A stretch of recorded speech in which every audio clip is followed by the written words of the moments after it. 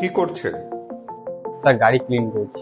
কিভাবে ক্লিন করছেন? Sir first time আমরা ডাস্ট ক্লিন করে তারপরে কার ক্লিনার দিয়ে তার কার ক্লিন করছি স্যার, জল ছাড়াই আমরা ক্লিন করছি। আর ভিতরটা?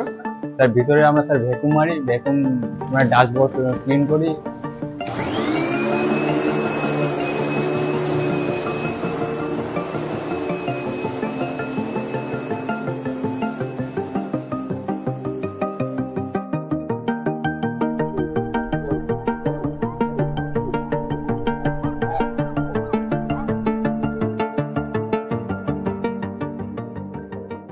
জল ছাড়াই সব কিছু আমাদের।